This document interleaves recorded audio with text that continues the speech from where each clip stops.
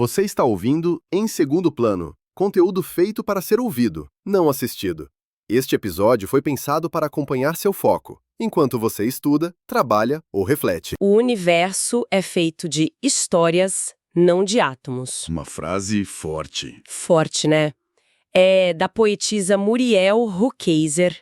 E, olha, acerta em cheio o nosso tema de hoje. Totalmente. A gente vai falar sobre como uma única história pode ficar tão grande, mas tão grande, que a gente simplesmente para de enxergar ela como uma história e passa a ver como, sei lá, realidade. Como a única realidade possível. Exato.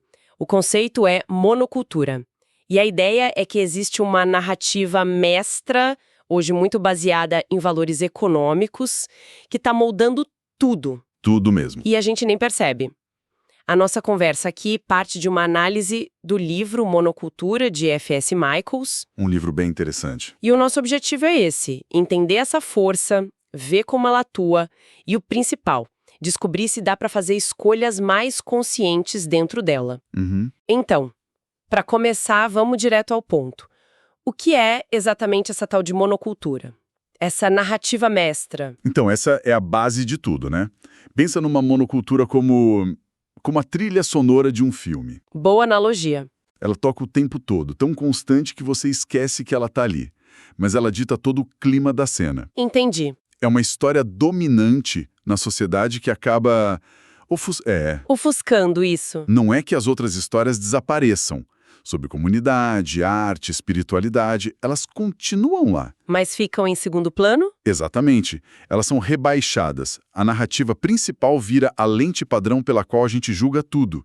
E o mais importante é que ela nos direciona, assim, de um jeito muito sutil. Sem que a gente perceba. Sem que a gente tenha muita consciência disso. É como nadar numa correnteza forte e achar que a gente está escolhendo a direção, sabe? Perfeito. E na verdade a gente está só sendo levado. Exato. E isso me leva a um ponto que o material destaca que eu achei fascinante. Qual? A nossa crença de que somos 100% autônomos, donos do nosso nariz. Ah, sim. Parece que essa ideia de sermos totalmente livres é, na verdade, o que mais nos aprisiona. É um paradoxo, né? É o paradoxo central. A nossa cultura valoriza demais o indivíduo. Sabe, o self-made man, a pessoa que controla o próprio destino. Claro. Então, admitir que talvez a gente seja, assim, profundamente influenciado por uma história coletiva, soa quase como uma fraqueza. É um ataque ao nosso ego. Exatamente. A gente gosta de pensar que cada escolha nossa é fruto de uma análise racional, puramente pessoal. Ninguém quer se ver como uma marionete. Ninguém. E é por isso que essas histórias que a gente internaliza se tornam o que o texto chama de alicerce invisível da nossa vida. Alicerce invisível. Isso. Não é um manual de regras que a gente lê. São os pressupostos. As ideias que a gente respira, que a gente absorve sem perceber. Me dá um exemplo. A ideia de que tempo é dinheiro. Nossa, clássica. Ninguém ensinou isso pra gente na escola, como se fosse uma lei da física, né? Mas essa noção pauta como a gente organiza o dia, o lazer, as férias. Tudo. É uma fundação que a gente nunca para inspecionar, a gente só constrói a vida em cima dela. Ok, mas isso ainda soa um pouquinho abstrato para mim. A história nos dá algum exemplo de como uma sociedade inteira foi dominada por uma narrativa antes da nossa? Sim. E os exemplos históricos ajudam muito a materializar a ideia. Ótimo. A fonte que a gente está usando traz dois exemplos muito claros. O primeiro é a Idade Média. Certo. A vontade de Deus, o pecado. Isso. A salvação era tipo o sistema operacional da realidade. E aí entra o caso do Galileu, que é mencionado, né? Perfeitamente. Quando Galileu chegou com o telescópio dele e disse, olha, pessoal, parece que a Terra gira em torno do Sol. Ele não estava só propondo uma teoria científica, ele estava dando um soco no estômago da narrativa mestra. Nossa. A igreja dizia que a Terra era o centro de tudo, porque a humanidade era o centro da criação de Deus. Claro, fazia parte da história principal. A afirmação do Galileu não era só um erro científico para eles, era uma heresia, atacava o alicerce da realidade da época. Por isso a reação foi tão violenta. Entendi. Então o problema não era a ciência. Era a história que a ciência dele ameaçava. Faz todo sentido. Exato.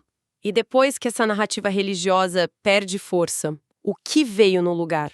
Aí, a partir do século XVII, mais ou menos, surge uma nova monocultura, a científica. A da razão. A da razão. A ideia de que o universo é uma grande máquina, um relógio perfeito, que pode ser totalmente compreendido, medido, previsto. Pela ciência e pela matemática. Isso. A razão virou a nova divindade. Foi uma troca, sabe?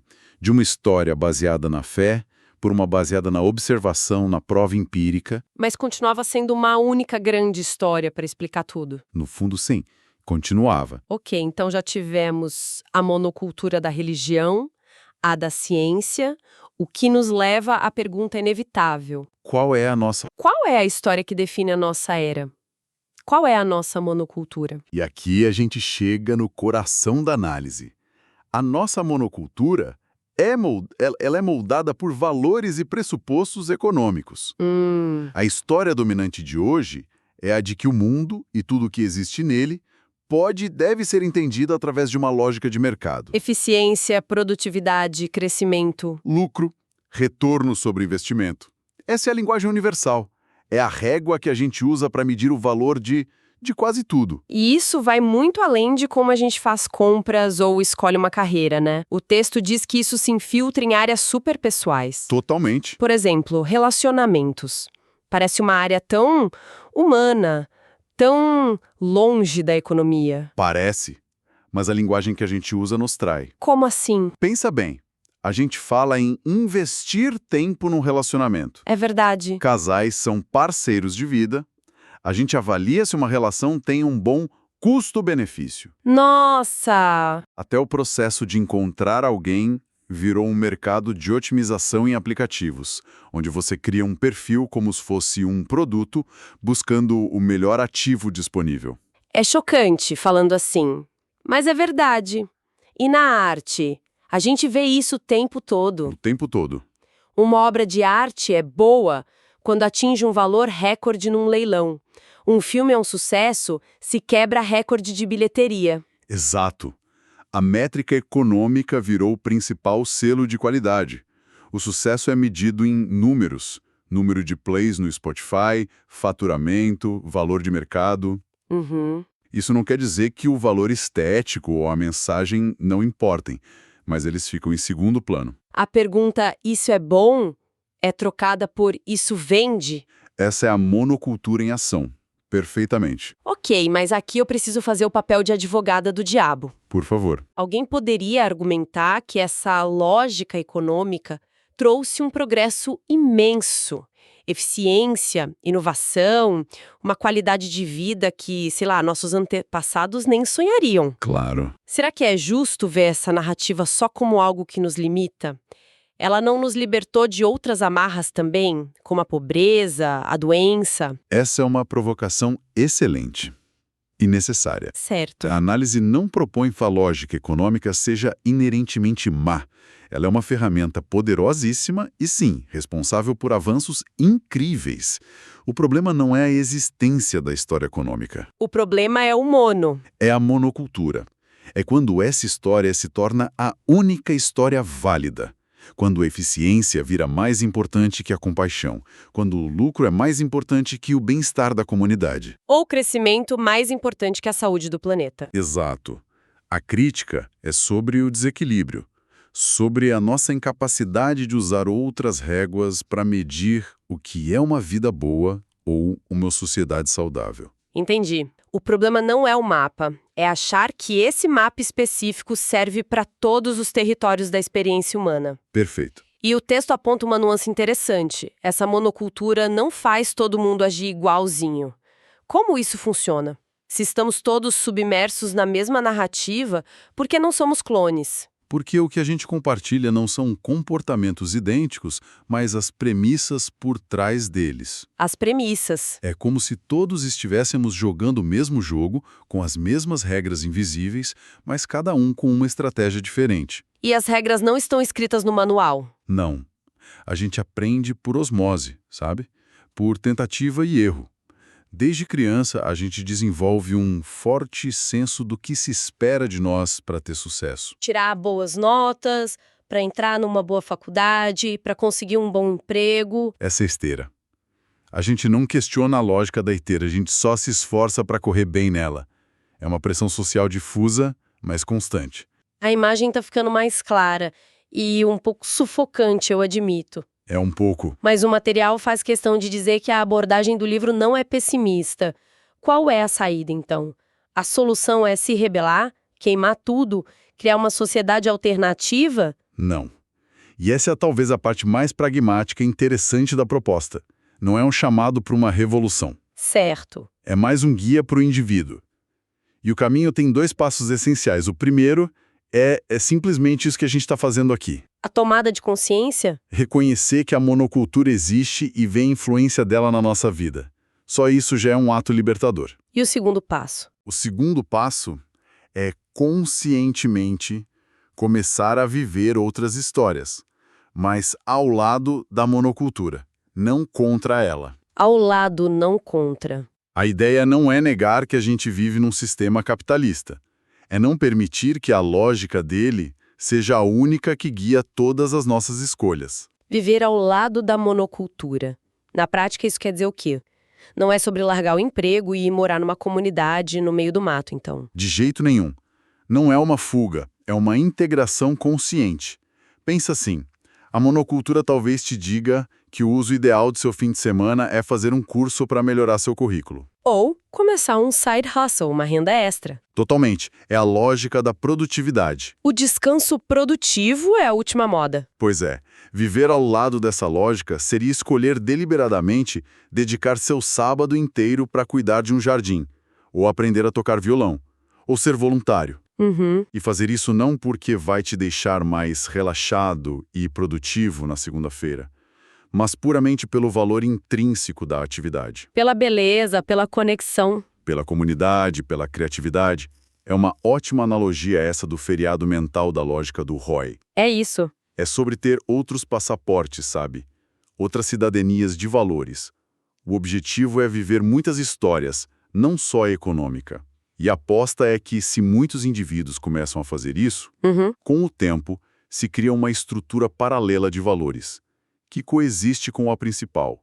Não é oposição, é alternativa. O material também avisa que esse processo de descoberta, de acordar para essa narrativa, pode ser bem desconfortável no começo, porque essa sensação de insegurança. Porque é como descobrir que o chão firme onde você sempre pisou é, na verdade, um pouco instável. Nossa! A análise mexe com aquele nosso senso de autonomia, que a gente falou no início. É um baque perceber o quanto das nossas escolhas, desejos, ambições, podem ter sido moldados por um roteiro que a gente não escreveu. É desconfortável. Força a gente a questionar a própria identidade. É um abalo nos alicerces. É como se o chão sumisse um pouco, né? Descobrir que muito do que a gente achava que era eu, na verdade é um roteiro que a gente aprendeu a seguir. Exatamente. Mas esse desconforto é o fim da linha, o que vem depois. Não, de jeito nenhum. O desconforto é a porta de entrada. É a pausa necessária para que você possa recuar e seguir em frente com maior autonomia, autenticidade e atenção plena. É o momento do despertar. Isso. Depois desse choque inicial, vem a clareza. Você não se torna imune à monocultura. Isso seria impossível. Claro. Mas você se torna consciente dela. E com essa consciência, vem a liberdade de fazer escolhas mais deliberadas. E como isso se manifesta no dia a dia? Você ganha a capacidade de se perguntar: espera aí, por que eu quero tanto essa promoção? É por uma necessidade genuína de crescimento? Ou é porque a história dominante me diz que eu deveria estar sempre subindo na carreira para ser alguém de valor? Entendi. Ou estou escolhendo essa pessoa parceira porque nos conectamos de verdade ou porque ela se encaixa no checklist do sucesso? O desconforto inicial se transforma no poder de fazer a pergunta. E isso é uma liberdade imensa. Fazendo uma recapitulação, então. A ideia central é que estamos todos imersos numa grande história com valores econômicos que guia nossas vidas de forma invisível. E a saída não é brigar com a história, mas reconhecê-la. Reconhecê-la. É ganhar liberdade de escolher conscientemente quando seguir esse roteiro e quando escrever algumas cenas próprias com outros valores. Exatamente isso. A meta é, como diz o autor, viver muitas histórias, e não apenas a história dominante que nos contaram. É enriquecer a vida. Sim. Entender que existem múltiplas réguas para medir o que é sucesso, o que é valor e o que é uma vida bem vivida. Para fechar a nossa conversa, o texto termina com uma citação do epílogo do livro que é muito poderosa, eu acho que amarra tudo isso. Qual é? Diz assim: depois de nos desvencilharmos dos nossos hábitos, pensamos que tudo está perdido, mas é só aí que o novo e o bom começam. É uma citação fantástica. Né? E ela me deixa com um último pensamento para quem nos ouve. Se a narrativa econômica é a história dominante de hoje, qual área da sua vida seria mais surpreendentemente transformada ao ser vista por uma lente totalmente diferente? Talvez uma lente de valores criativos ou comunitários. Ou espirituais. Isso. O que mudaria se a história principal por trás de uma ação sua não fosse sobre eficiência e valor monetário, mas sobre conexão ou beleza? Se este conteúdo conseguiu te acrescentar algo, ele cumpriu seu papel. Obrigado por ouvir. Até o próximo episódio.